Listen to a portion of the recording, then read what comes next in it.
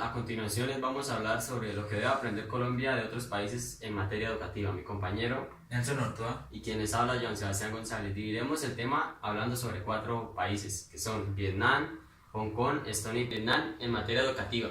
No fue sino hasta que salieron las pruebas PISA en 2012 que el mundo se enteró del gran boom educativo que hubo en Vietnam.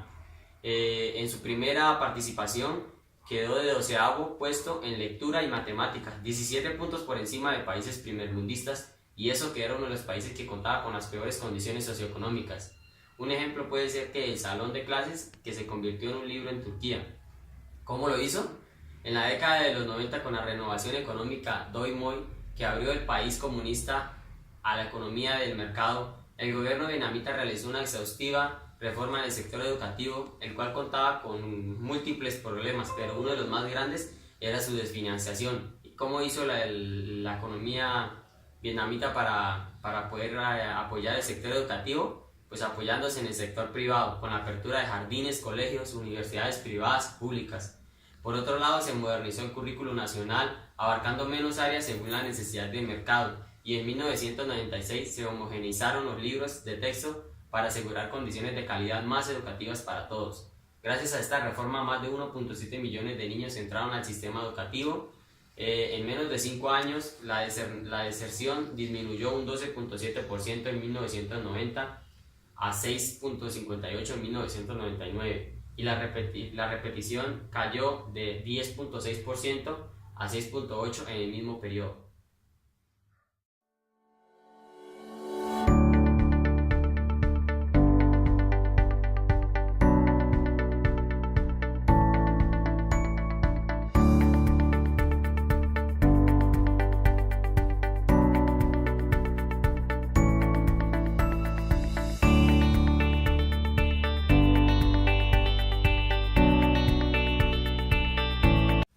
Ya. Continuamos con Hong Kong en materia educativa también. Esta región de China es la ejemplificación perfecta de un hallazgo del estudio. ¿Cómo continúan mejorando los sistemas educativos con mejor desempeño? Según la consultora McKinsey & Company, todas las reformas educativas exitosas comparten un grupo de prácticas comunes según la etapa de desarrollo en la que se encuentra el país. Al principio se enfocan en reducir las brechas educativas y asegurar unos estándares básicos. Luego, cuando los resultados mejoran, el enfoque cambia hacia las mejores prácticas pedagógicas. En la década de los 80, la isla comenzó una serie de reformas inspiradas en las recomendaciones de la Comisión Educativa de Expertos 1984 a 1996. En esta primera ola de reformas tuvo un carácter más centralista, con pautas nacionales, estandarización y calidad educativa.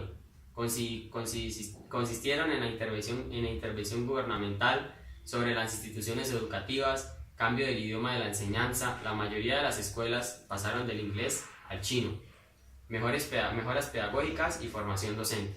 En los años 90, el Ministerio de Educación comenzó la segunda ola, enfocada en la descentralización, que estableció un proyecto para que las escuelas desarrollaran su propio currículo basado en lineamientos nacionales. En 1997, la Comisión Educativa recomendó implementar la autonomía administrativa en todas las escuelas públicas. Finalmente, en 2005, una enmienda de la Ley General de Educación creó comités incorporados administrativos, una especie de junta directa que se encargaba de dirigir los colegios con la participación de directivos escolares, padres de familia, profesores y por supuesto sus alumnos.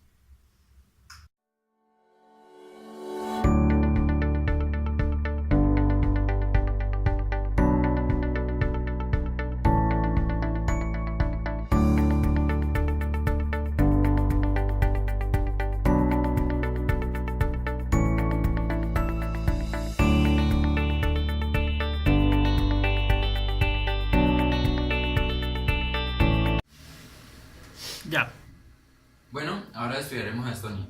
En materia educativa, esto es llamado como la Revolución E. El renacimiento de Estonia tras la independencia de la Unión Soviética en 1991 no fue un proceso fácil. El sistema educativo, por ejemplo, estaba complementado y dominado por la ideología comunista. En buena parte de los cursos universitarios y las clases de los colegios se dictaban en ruso, y el currículo estaba más enfocado a la ideología soviética.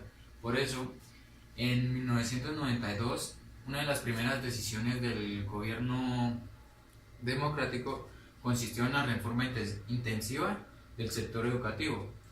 Bueno, y ustedes se preguntarán qué tanto interés tuvo los candidatos por la educación rural.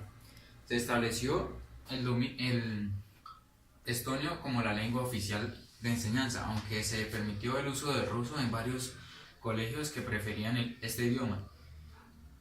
Y se hizo especial énfasis en eliminar la ideología soviética del sistema educativo.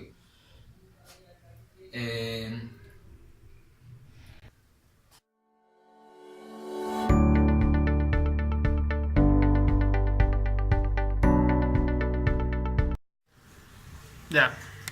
Bueno, a continuación estudiaremos a Polonia en materia educativa. Esto denominado como un salto gigante. Del sistema educativo polaco no se habla mucho, y eso por falta de mérito de ellos mismos. Polonia es el cuarto país con más estudiantes universitarios en Europa, detrás del Reino Unido, Alemania y Francia. En las pruebas PISA de 2015 tuvo un rendimiento medio excelente en lectura, matemáticas y ciencias, por encima del promedio de la OCDE y de los países como Noruega, Francia y Estados Unidos. Pero ese no fue siempre el caso.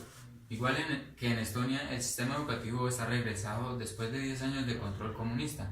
En 1999, 10 años después de la caída del régimen comunista, el gobierno de Varsovia implementó algunas reformas educativas enfocadas en tres aspectos. La primera es la reestructuración del sistema educativo, la segunda es la consolidación del método del régimen de cuentas y la tercera la creación de un nuevo currículo. Bueno, y ustedes se preguntarán cuál será la realidad virtual y la aumentada ya se hace en parte de las aulas en este país. El anterior sistema educativo polaco, como el de otros países de Europa Central, tenía un fuerte foco en la educación vocacional, quizás demasiado. Desde los 14 años los estudiantes eligen el tiempo del campo laboral que querían en las escuelas mediante vocaciones.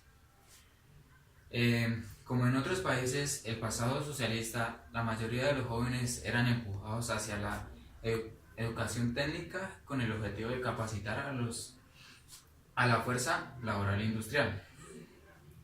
La reforma alargó esta decisión un año más, para cuando los estudiantes cumplen 15 años, y priorizó las condiciones más transversales como la lectura, la escritura, la aritmética, sobre los temas más técnicos. Gracias.